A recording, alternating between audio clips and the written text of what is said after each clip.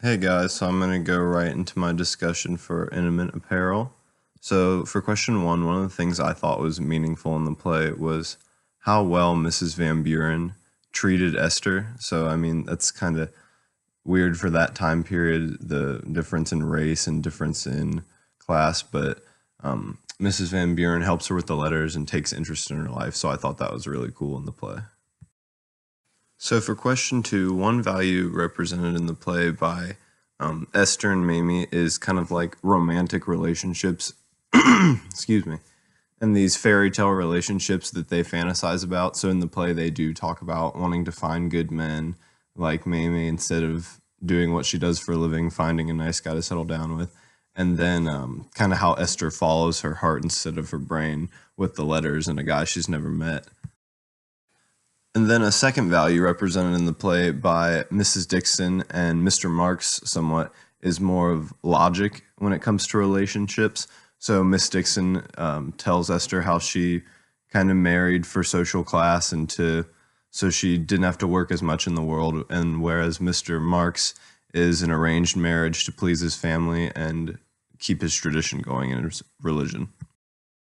I think for the play as a whole, this kind of makes the conflict and the pros and cons between following your heart versus following your brain. So there's two different groups that do two different things in this case. For question three, while reading, I wasn't really quite sure of the role of Mrs. Dixon or like her status. So after some looking, I found that I thought initially she was like the business owner of the apparel company that Esther just worked for, but she turns out to just be the landlady. So that was something I was kind of confused about throughout the play. So for question four, I think that Esther really resists the stereotypical African American role, especially the mammy role. So Esther pretty much runs her own business with the apparel company. She's just trying to find love like everybody else is in this world. And she doesn't live to serve the whites. So she does a lot of work for them, but they pay her for it and pay her pretty well, I would assume. And with Esther, I think Lynn Nottage really wanted to show that Esther is relatable. She's not different from women of any other color. And so that's what I think the real goal of her not being a stereotypical African American woman was. And for question five, I think unfortunately stereotypes do exist in our world today still.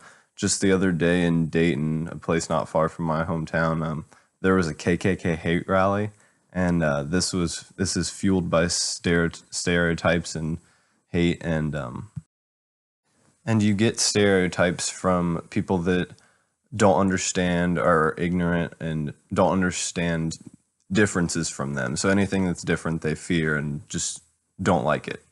And I think you overcome this by good communication and taking the time to walk in someone else's shoes. So if you know what's going on in other people's lives, you're not going to judge them, you're not going to stereotype them or treat them badly.